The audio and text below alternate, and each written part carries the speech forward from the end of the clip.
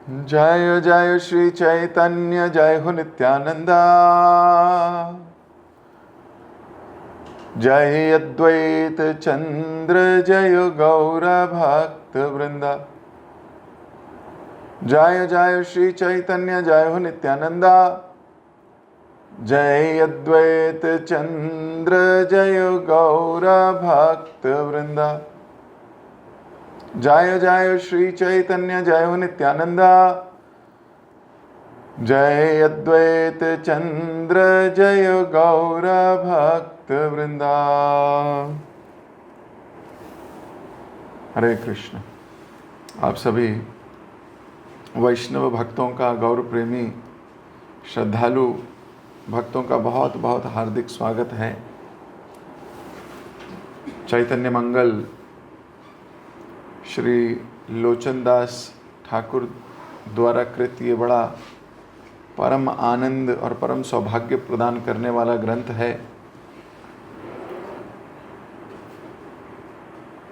पौगंड लीला कल समाप्त हो गई थी। महाप्रभु थोड़े बड़े हो गए हैं और इनके विवाह की चर्चा हो रही है। और वह विवाह की केवल चर्चा नहीं हुई, वनमाली आचार्य ने मना भी लिया है। इधर सची माता को और उधर वल्लभ आचार्य को। वल्लभ आचार्य ने कह दिया है कि मैं तो बड़ा सौभाग्यशाली हूं। ये तो बड़ा विस्मयकारी अवसर है। और उधर सची माता सोच रही है कि ये तो बहुत भाग्यशाली अवसर है, बहुत इंपॉर्टेंट है।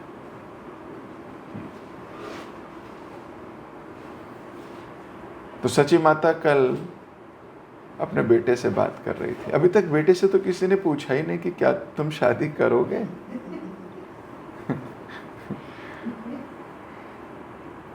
अभी तो ऊपर ऊपर डिस्कशंस हो रहे हैं।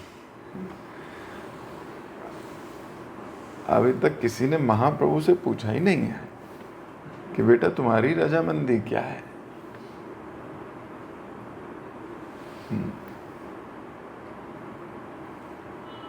और उधर लड़की से भी किसी ने नहीं पूछा है।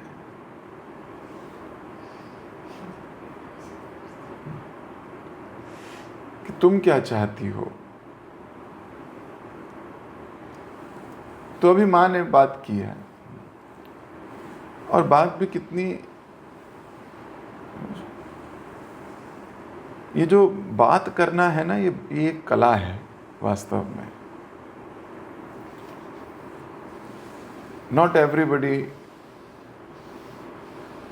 can talk with the same feelings, articulation.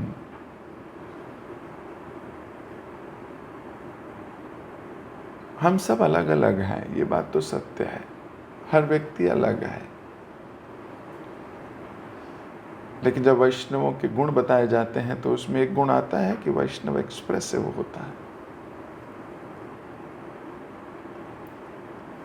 वो प्रकट करता है अपने हृदय के भाव को। और एक गुण आता है कि वह बुद्धिमान भी होता है, तो वह अपने शब्दों का चयन भी ठीक करता है। और ये कला कौन देता है? कृष्ण। ये उसकी कला थोड़ी है। हमारी तो कुछ भी कला नहीं है। कृष्ण एम्पावर करते हैं आपकी पवित्रता, पात्रता को देखते हुए। ध्रुव महाराज तो कुछ भी बोलना नहीं जानते थे, 5 वर्ष के बालक थे। भगवान ने शंख लगा दिया सर पे, डाउनलोड कर दिया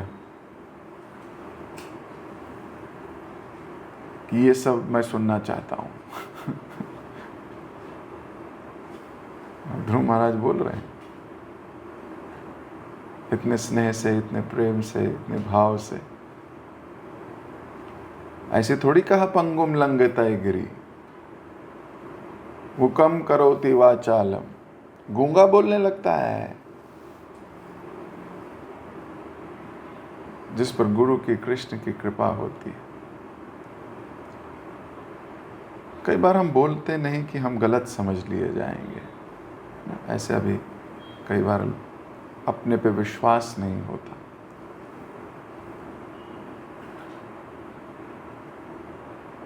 क्यों? क्योंकि कई बार बोला है तो नहीं कर पाए वो बात, तो ऐसा अपने को लगने लगता है कि हम तो बोलेंगे तो उल्टा ही मतलब होगा। कई बार ऐसा भाव आता है, कई बार शब्द नहीं मिलते किसी को कि कहना तो चाहता हूँ पर मैं क्या कहूँ, मुझे समझ नहीं आती, उल्टा ही हो जाएगा।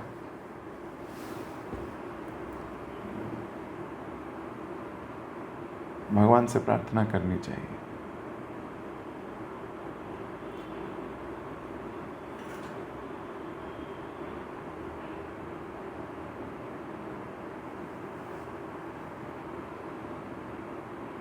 Miscommunication is better than no communication.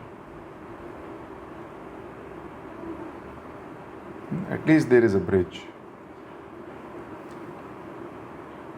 लेकिन यहां तो सची माता इतने सुंदर तरीके से कह रही है, देखो तो, सुनो तो, मुस्कुराते हुए कह रही है। हमारे शास्त्र हमें एक्सप्रेशन सिखाते हैं कैसे करना चाहिए।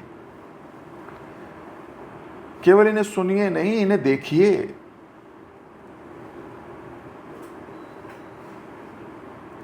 अपनी बात कैसे रखनी है। शची देवी ने मुस्कुराते हुए अपने पुत्र की ओर एकटक देखते हुए मधुरता से कहा। देखिए तीनों और कितनी इंपॉर्टेंट चीजें हैं। मुस्कुराते हुए, पहले बॉडी लैंग्वेज क्या है? मुस्कुराते हुए, अच्छी बात है, कोई अच्छी बात बताना चाहती है। फिर एकटक देखते हुए, उसी की तरफ देखो जिससे बात कर रहे हो, डायगनली नहीं, स्क्वायर इट अप। और मधुरता से, मतलब मिठास भरे शब्दों से।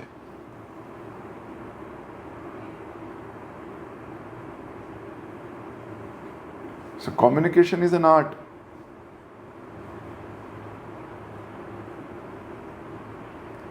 और देखते हुए क्या कहा? सुनो। अब नेक्स्ट क्या बोल रही हैं कि मैं तो कुछ कहना चाहती हूं, पर मेरे कहने का क्या फायदा जब तुम सुनोगे नहीं। तो अपने को तो कंट्रोल है ही, दूसरे को भी कहने की बात हो रही है कि अब आप भी रुक जाओ, जरा धैर्य, इधर उधर काम मत करो, सुनो। और केवल सुनो नहीं कहा, उसका ध्यान आकर्षित करने के लिए एडजेक्टिव भी यूज कर रहे हैं। हे विश्वंभर, मेरे स्वर्णिम पुत्र सुनो। अब सुनेगा।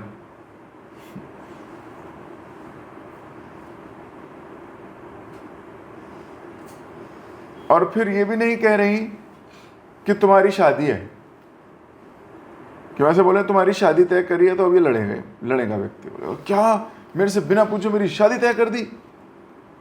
नहीं, क्या बोल रहे? विश्वम वल्लभाचार्य की पुत्री बहुत सुंदर है, अद्भुत है। सीख, एक श्लोक से क्या क्या नहीं सीख सकते आप। What can we imbibe? Spiritual angle तो है ही, लेकिन आप व्यक्तिगत रूप से भी कई एंगल प्राप्त कर सकते हो। अपने जीवन में कितना रिलेट किया जा सकता है। How to speak.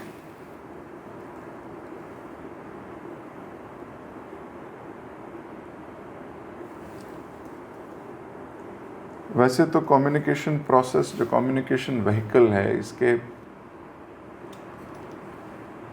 कई पार्ट्स हैं। कम्युनिकेशन या जब बात करने की कला है, ये मेजरली इसमें 3 चीजें आती हैं: मनसा, वाचा और कर्मणा।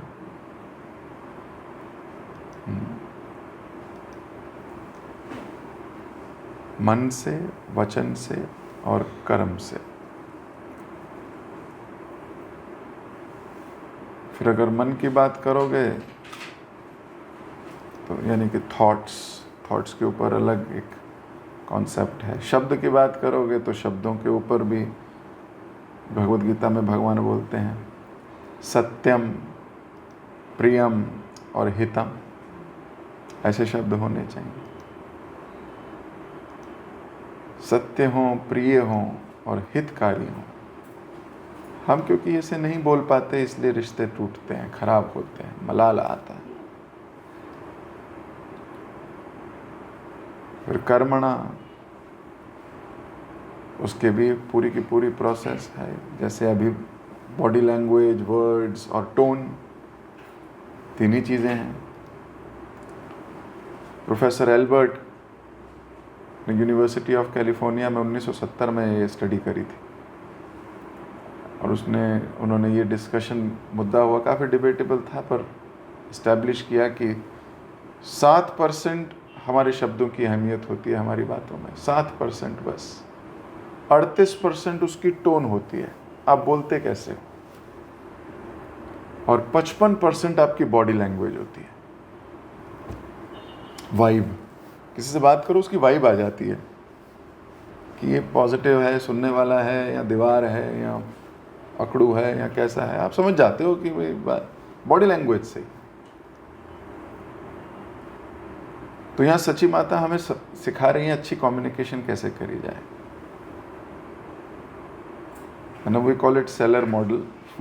खैर, पर हमारे शास्त्रों से ही बने हैं ये सारे मॉडल्स, है ना। फेस टू फेस, एकाटक देखते हुए, आई कांटेक्ट बनाते हुए और सही शब्दों का चयन करते हुए माता उसको समझा रही है और डायरेक्ट बात पे नहीं आई है। बोले तुम्हारी एक वल्लभ आचार्य की बड़ी सुंदर लड़की है,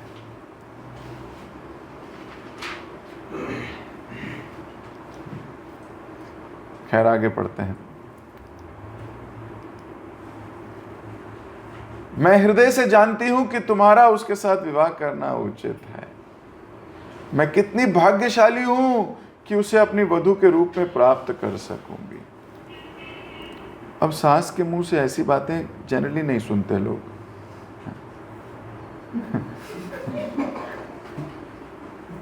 है ना। अभी कह रही मैं कितनी भाग्यशाली हूं कि मुझे ऐसी लड़की मिलेगी वधू के रूप में। तो आधी टेंशन तो बेटे की यहीं खत्म हो जाती है।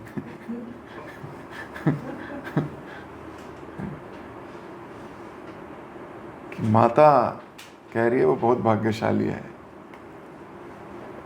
तो आधा रिलीफ तो सच्ची माता ने ऐसे ही कर दिया बेटा। नहीं तो विवाह के बाद आपको पता ही है क्या क्या होता है।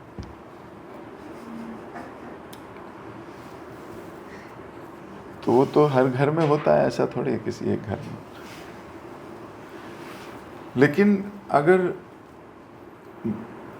माँ ही इतनी खुश प्रतीत हो और अपने आप को सौभाग्यशाली बता रही हो उस कन्या की वजह से, नहीं तो व्यक्ति कहता है मैं सौभाग्यशाली हूं क्योंकि मैं ही हूं, मैंने ये काम कर दिया। उसका सौभाग्य दूसरों पे तो वो कहता ही नहीं, निर्भर करता है ना। अहंकार विमूढ़तात्मा करता अहम इति मन्यते। अहंकारी व्यक्ति कहता है सब मैंने किया है, it is my this thing, I have done this.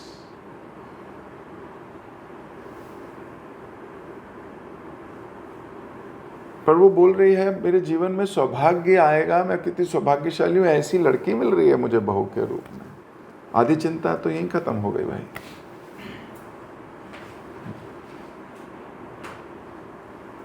अब फिर ये भी नहीं है कि डिसीजन ले लिया है, बेटे की ऑटोनॉमी को भी बरकरार रखना है।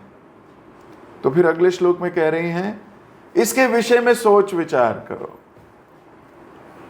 ऐसा नहीं कि मैंने डिसीजन ले लिया है, मैं तो ये कह रही हूं कि लड़की बहुत सुंदर है, बहुत अच्छी है, सुशील है, और मेरा बड़ा सौभाग्य होगा अगर वो मेरी बहू बने। तो आगे तुम विचार करो।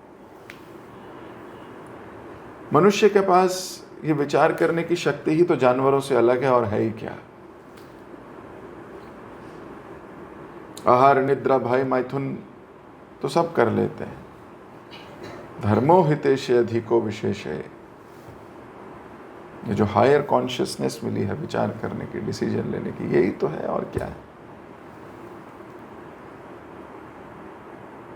तो मां कह रही है विचार करो, और फिर अपनी राय दे रही है कि विस्मयकारी अवसर है ये, इसको स्वीकार कर लो। तो एक ही श्लोक में 3 चीजें। पहला, विचार करो, स्वीकार करो, और फिर कार्य करो। बोले चलो अब सारी चीजें इकट्ठी कर लो जो शादी के लिए चाहिए।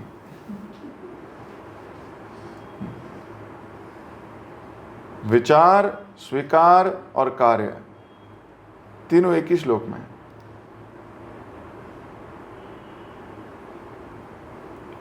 तो ये करना है, ये जीवन का फल है। एक ही श्लोक में आपकी जीवन बदल सकता है। विचार करना चाहिए, विचार करके स्वीकार करना चाहिए, और स्वीकार कर लिया तो फिर कुछ करना भी चाहिए। कार्य करो भाई, इतना सुन रहे हो, करना भी है।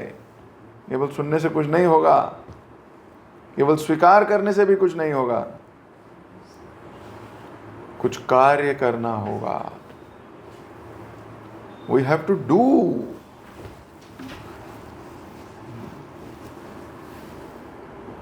हम बोले भगवान आपको प्रेम करते हैं, भगवान आपको प्रेम करते हैं, और कुछ करे हैं नहीं, तो काय का प्रेम करते हैं। भगवान के अनुसार कार्य करोगे तब समझ में आएगा कि प्रेम करते हो। पर हम भगवान के अनुसार कार्य ना करें, कार्य अपने ही अनुसार करें, इसका मतलब हम प्रेम नहीं करते, हम भगवान को कंट्रोल करना चाहते हैं। We want to control him, पर हम बोल नहीं सकते ना। सो वी टेल दैट नहीं, it is our love,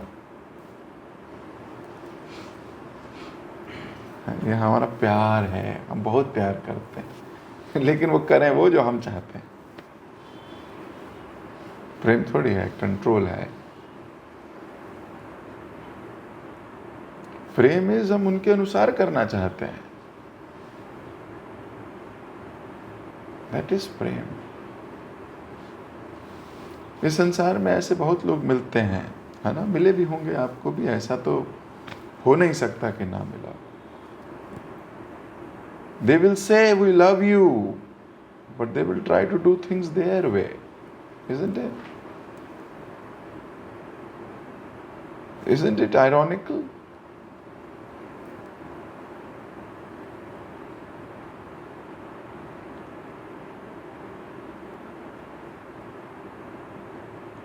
They don't love you, they love the softer version of you, the version that accept everything.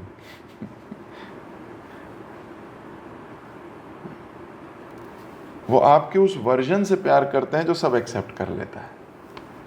But the day you don't accept, then there is no love.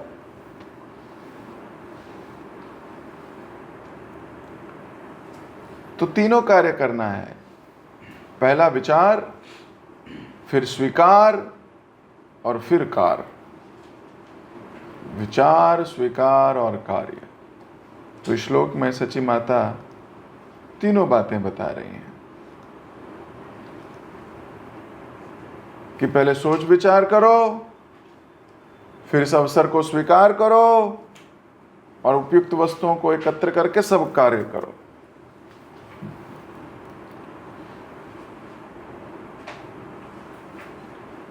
और ये सुनकर महाप्रभु ने वही किया, चीजें एकत्रित करने लगे। विवाह में जो भी चीज चाहिए, शुभ घड़ी निकाली गई,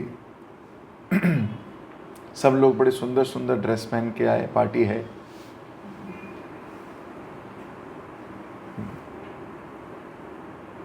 तो कैसे आएगी फील की उत्सव है, उत्सव की फील तो इसी में आती है ना, हृदय में आनंद है, सब लोग अच्छे से ड्रेसअप होते हैं, तिलक लगा के बढ़िया से, सभी लोग आत्मविस्मृत हो गए उस दिन। ब्राह्मणों ने चारों दिशाओं में वेदों का उच्चारण किया, शंख तथा मृदंग बजाए गए, सब कुछ शुभ व मंगलमय प्रतीत हो रहा था। दीपमाला पत्ता का शोभित दिगंतर, सुगंधी चंदन माला अति मनोहर। सभी दिशाएं दियों, ध्वजों तथा पुष्पहारों से सुशोभित थी। सुगंधियों, चंदन तथा पुष्पहारों से महकता वह स्थान मंत्र मुग्ध कर रहा था। बहुत सुंदर। सब में दिए लगे, दिए मतलब लाइट, लाइट मतलब होप, लाइट मतलब ज्ञान, लाइट मतलब आनंद, लाइट मतलब पॉजिटिविटी, इसलिए लाइट्स लगाई जाती हैं। दीपावली पे देखो या किसी का विवाह हो, आजकल वो लाइटें लग जाती हैं, उसके घर में दिखने लगता है भाई इसके घर में शादी वादी है। परंपरा तभी की है, चीजें बदली हैं। पहले दिए जलाए जाते थे, अब लाइट लगाई जाती है। बात वही है, फीलिंग वही है।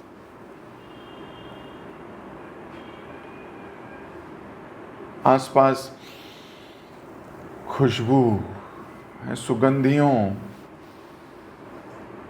ये सब चीजें हृदय को प्रसन्न करने वाली है ना। कहीं जाओ बदबू आ रही हो, ज्यादा बैठ नहीं सकते वहां, सुगंध आ रही हो अच्छा लगता है। पुष्पहारों है ना, फूलों के हार, वो स्थान ही मंत्र मुग्ध कर रहा था। सकल ब्राह्मण प्रभुर कायले अधिवास, कोटि काम जानी रूप होइल प्रकाश। इस प्रकार समस्त ब्राह्मणों ने भगवान का अधिवास उत्सव संपन्न किया। भगवान गौर का रूप 1 करोड़ कामदेवों के सदृश तजोमय था। अब इतना तेज था भगवान के, करोड़ों कामदेव फेल। झलमल करे अंग छटा आलोकित, देखिया ब्राह्मण सब भेल चमकित। भगवान गौर के अंग अत्यधिक वैभव के कारण चमक रहे थे। सभी ब्राह्मण उनकी ओर एकटक देखते हुए विस्मय से पूरित हो गए। अब देखें तो क्या देखें, इस शास्त्रों में बहुत सुंदर वर्णन है। वास्तव में देखने योग्य चीज भगवान ही है। ये संसार ने भगवान को भूल गया है और इधर उधर कहने लगा है। वास्तव में इनको देखो तो चेहरे से हटे ही नहीं, टिकटिकी आंख हट ही नहीं सकती।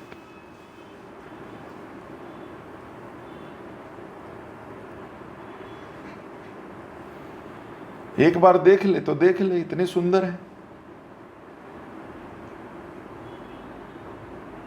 और आज तो फिर विवाह है, विवाह में तो वैसी चकाचक।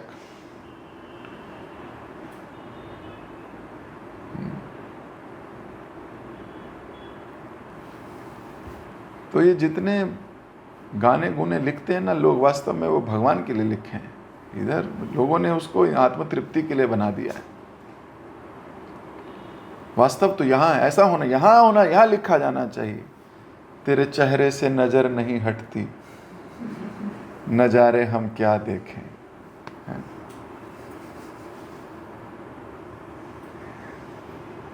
वास्तव में ये है देखने वाला। अरे संसार के नजारे कौन देखेगा?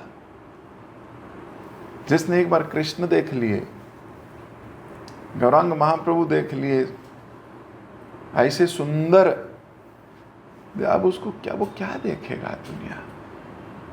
परम दृष्टवा निवर्तते, भगवत गीता कहती है। एक बार हायर टेस्ट लग जाए ना आंख को, तो फिर वो लोअर टेस्ट पे मरती नहीं है। आंख फट गई, आंखें फटती भी नहीं है। आंखें कहाँ फटती हैं? फिर कृष्ण को देखेंगे।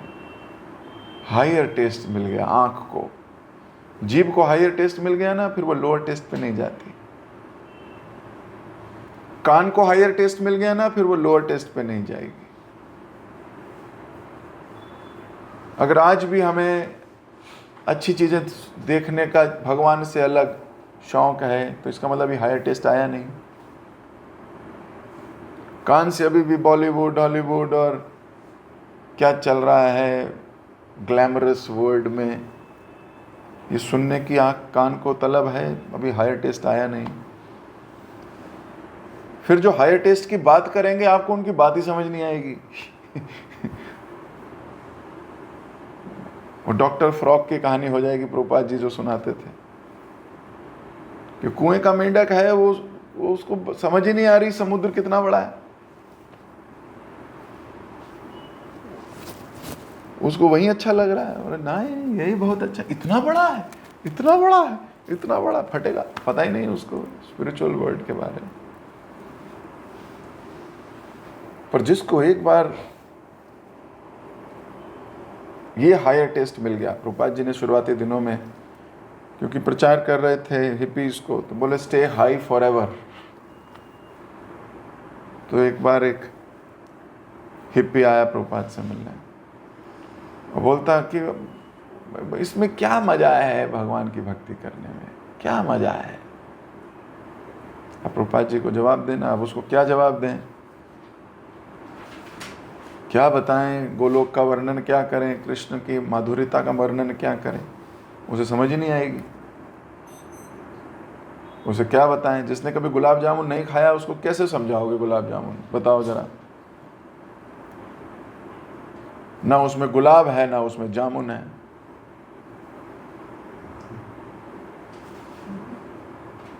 पर उसे गुलाब जामुन समझाना है।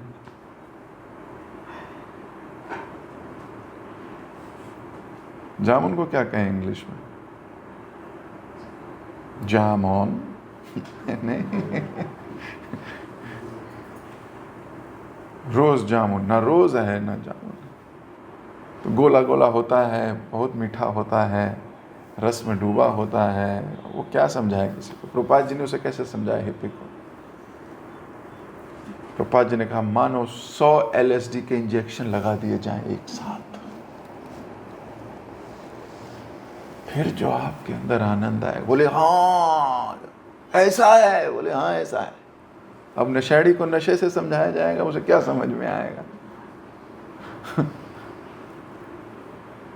अच्छा फिर ठीक, फिर करूंगा। बोले लाओ मैं भी जब करूंगा, फिर करूंगा, है ऐसा होगा ना। प्रभुपाद जी ने फिर पोस्टर बनवाए, stay high for ever, stay high for ever. बोले इनको ऐसे ही समझाना पड़ेगा, इनको समझ नहीं आएगी।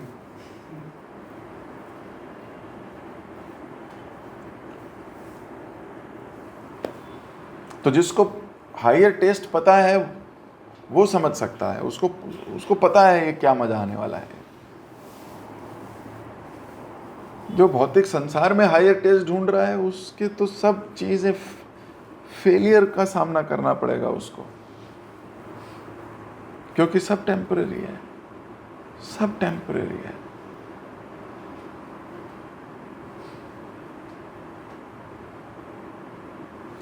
Definition of success is when we please our spiritual masters, and not when you have 1 crore rupees in your bank.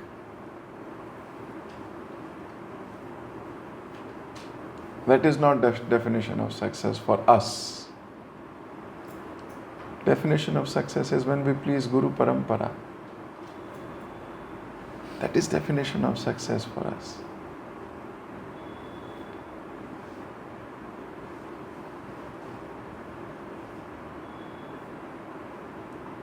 How can I please? मैं आपको कैसे प्रसन्न कर सकता हूँ? That is how we should ask Krishna and Guru.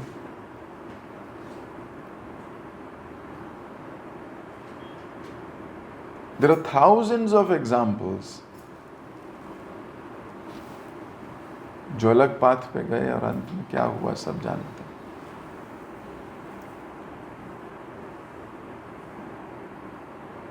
अभी यहाँ तो सब प्रसन्न हैं, चमक रहे हैं, भगवान इतने सुंदर लग रहे हैं। अब ये सक्सेस है हमारी कि हम भगवान की सुंदरता को अप्रिशिएट कर सकें। ये संसार की सुंदरता क्या लगेगी आपको? ध्रुव महाराज ने जब भगवान को देख लिया, उसके बाद बोले मुझे नहीं चाहिए, क्या मैं कांच के टुकड़े मांग रहा था। सोचो विजन कैसे चेंज होता है व्यक्ति का। अभी जिसके लिए तपस्या कर रहा है, मेहनत कर रहा है, सब कुछ कर रहा है, प्राप्त हो गया, पर वो कह रहे कांच के टुकड़े हैं, मुझे नहीं चाहिए, फेंको इसको। वो सनातन गोस्वामी ने पारसमणि कूड़े में फेंकी हुई थी डस्टबिन में। मतलब कोई भी आया जिसको ना जान है ना पहचान है, बस आ गया वो कि मुझे दे दो, बोले ले लो, वो बढ़िया बेकार की चीजें ले जाओ।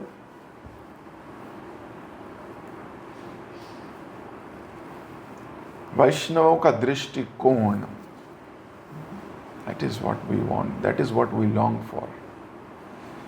तो अपनी वाणी को यहीं विराम दे रहा हूं। भगवान बहुत सुंदर लग रहे हैं। विवाह होने वाला है, करोड़ों कामदेव फेल हो गए हैं, बॉडी चमक रही है, प्यार करने वाले देख के विस्मय हो रहे हैं। जगत गुरु श्रील प्रभुपाद के जय, लोचनदास ठाकुर की जय। 2 मिनट मौन लेंगे, विचार करेंगे आज हमने क्या पाया, क्या रिसीव किया हमने आज। 2 minutes silence and introspection.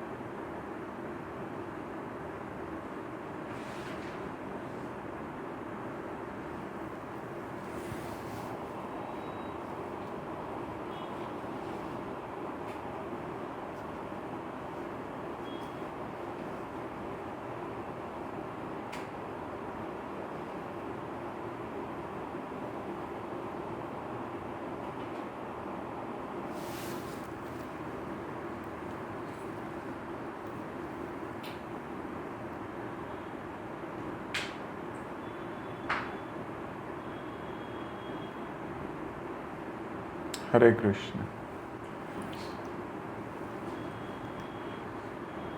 Hare Krishna प्रभु जी, नंबर प्रणाम। थैंक यू सो मच प्रभु जी, बहुत सुंदर क्लास के लिए।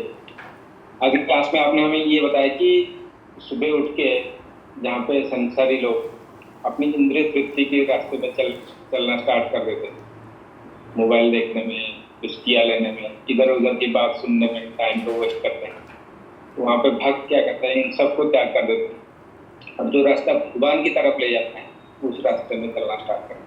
वो असंग और सत्संग को त्याग कर देते हैं, भगवान के बारे में वो श्रवण करते हैं, स्मरण करते हैं। थैंक यू प्रभु जी, आपने हमें ये सौभाग्य देने के लिए, श्रवण का सौभाग्य देने के लिए। और आपने हमें ये बताया क्लास में कि बात करने की कला क्या है। बात करने की कला हमें आना चाहिए कि ये कला तो हमें भगवान देते हैं, तो हमारी ये नम्रता पात्रता को देखें। जैसे ध्रुव महाराज को मिला था और वो बोलने लगे थे, तो कई बार हम कुछ कहना तो चाहते हैं पर कह नहीं पाते हैं क्योंकि शब्द का चयन हम नहीं कर पाते हैं, तो उस टाइम हमें भगवान से प्रे करना चाहिए। और यहाँ पे सच्ची माता तो हमें सिखा रहे हैं कि हमें किससे बोलना चाहिए। पहले तो वो कह रहे थे मुस्कुरा के, पहला है मुस्कुरा के, दूसरा वो कह रहे थे कि उनकी तरफ देख के, उनकी ध्यान को आकर्षित करके, तीसरा है मधुरता से हमें बोलना चाहिए। तो हमें क्या बोलना चाहिए ये हमारी मन से, वचन से और कर्म से भी पता चलना चाहिए। जी माता और एक चीज सिखा रहे हैं कि कार्यों को हमें कैसे करना चाहिए। वो बता रहे थे कि पहले तो कार्य करने से पहले हमें विचार करना है उसको, फिर उसमें उसको स्वीकार करना है, फिर जाके उस कार्य को करना चाहिए। और आपने ये बताया कि जैसे महाप्रभु का विवाह उत्सव होने जा रहा है, उनको सजाया गया है और उनके रूप के बारे में वर्णना किया जा रहा है कि 1 करोड़ कामदेव फेल है। तो ये होता है दृष्टिकोण। कामदेव तो इतना सुंदर है और 1 करोड़ कामदेव टेलर है। तो इसमें आपने ये बताया कि जब हायर टेस्ट आने लगता है तो ये लोअर टेस्ट है वो अपने आप चला जाता है। तो जिसको ये भक्ति में टेस्ट आने लगा है तो उनको जो भौतिक टेस्ट है वो अपने आप खत्म हो जाएगा। तो इसको आपने प्रभुपाद जी की एग्जाम्पल से भी हमें बताया कि स्टे हाई फॉरएवर, जैसे वो बता रहे थे कि इतना टेस्ट आने लगता है इसमें, इतना नशा होता है इसमें कृष्णा कॉन्शियसनेस इसमें, तो हमारी जो भौतिक चीजें हैं वो अपने आप नष्ट हो जाता है। थैंक यू सो मच प्रभु जी, बहुत सुंदर क्लास के लिए। सभी भक्तों की धन्यवाद इतने प्रेम पूर्वक श्रवण करने के लिए। हम प्रभु जी का धन्यवाद करेंगे एक बार। हरे कृष्ण हरे कृष्ण कृष्ण कृष्ण हरे हरे, हरे राम हरे राम राम राम हरे हरे। हरे कृष्ण। श्रुति माता जी कुछ कहना चाहते हैं? हरे कृष्णा प्रभु जी, सादर प्रणाम। प्रभु जी मेरे 2 क्वेश्चंस हैं। प्रभु जी, एक आज के लेक्चर से कि आपने बताया कि भगवान हमारी पात्रता देखकर गुण देते हैं हमें। प्रभु जी मुझे पात्रता का मतलब नहीं मालूम, इसका क्या मतलब है? पात्र मतलब कि हम कितना डिजर्व करते हैं ना, क्या हमारा, जैसे मान लो हम खिचड़ी प्रसाद बांट रहे हैं तो कोई हो सकता है ग्लास लेके आ जाए, कोई प्लेट लेके आ जाए, कोई चम्मच ही लेके आ जाए। तो जब बांटने लगेंगे किसको कितना मिलेगा? जितना उसका पात्र है। पात्र मतलब भिगोना या जो लेके आया है बर्तन। तो किसी कोई चम्मच है तो वो चम्मच वाला पात्र है, वो उसको चम्मच में ही खिचड़ी मिलेगी बस, क्योंकि उसके पास पात्र ही वही है। कोई कटोरा लाया है उसको कटोरे जितनी खिचड़ी मिलेगी। कोई पूरा का पूरा ले आया है बड़ा भिगोना तो उसको ज़्यादा खिचड़ी मिलेगी। तो पात्रता होती है आपकी विनम्रता के ऊपर। आप कितने विनम्र हो वो आपकी पात्रता दर्शाता है। तो हम किसी को क्या ही दे सकते हैं? जिसका जितना ज़्यादा पात्र है वो उतना स्वीकार कर लेता है। इसलिए आप देखते हो कई बार लोग 30 साल से जप कर रहे हैं लेकिन पात्रता नहीं आ पाती, और कई बार लोगों को 5 महीने हुए होते हैं, उनकी पात्रता बहुत बड़ी होती है। डिपेंड किस पे करता है? कितने विनम्र हैं, क्या विनम्रता है, कैसे हृदय जीता है। ठीक है, तो पात्रता पे निर्भर करती है। प्रभु जी मेरा एक प्रश्न और था। थर्सडे या फ्राइडे के लेक्चर से 2 भक्तों ने, मालिनी जानवी माता जी ने और हिमांगी माता जी से, उन्होंने मोरलेस एक ही प्रश्न पूछा था कि जब हम प्रचार करते हैं तो बहुत सारे लोग इस चीज़ को नहीं समझ पाते। जैसे आपने कहा था कि गीता हमने किसी और को दी, फिर वो पढ़ता कोई और है। तो आपने हमें समझाया था कि हमें फिर छोड़ के हमें आगे बढ़ जाना चाहिए। प्रभु जी, हमने जो फर्स्ट मंथ में ये किताब पढ़ी है मैचलेस के, उसमें ये लिखा हुआ है कि Prahlad Maharaj continues, there is only one source of anxiety for me, I am anxious for those who are not Krishna conscious, for myself I have no anxiety but I am thinking of that. तो प्रभु जी, हम physically जो मुझे समझ आया आपके lecture में जो समझाया, और ये जब मैंने दोबारा इसको पढ़ा उससे कि हमें फिजिकली हम शायद उनको दोबारा नहीं अप्रोच कर पाएंगे क्योंकि उन्होंने हमें मना कर दिया। पहले तो प्रभु जी मैंने उस दिन ये प्रश्न इसलिए नहीं पूछा क्योंकि मुझे लगा बहुत कई बार हम में, शायद मेरे में ये ईगो भी हो सकती है कि मैंने कहा है तो आपको ये बात माननी पड़ेगी, मैं ये बात बोल रही हूँ, आपको समझा रही हूँ। तो मुझे 3-4 दिन में जपा करते समझ आया कि ये ईगो ही थी मेरी, कि मुझे बुरा लग जाता है कि सामने वाला मेरी बात क्यों नहीं समझ पा रहा है। तो प्रभु जी, मैं इस ईगो को हटाने की कोशिश करूँगी। पर प्रभु जी, इस कॉन्शियसनेस पे आने के लिए जो प्रहलाद महाराज जी ने बोला है कि हम अपने जपा में उन लोगों का स्मरण करके हम हम भगवान से ये प्रार्थना कर सकते हैं कि वो लोग भी जुड़े। ओके, नॉट इन जपा, बट वैसे प्रार्थना कर सकते हो। जप में नहीं, जप करते समय तो पहले अपने को भी थोड़ा देख ले कि मैं ही सुधर जाऊं पहले। तो जपा is for your self. Okay, जप पे आपको केवल ध्यान केंद्रित करना है अपने नाम सुनने पर।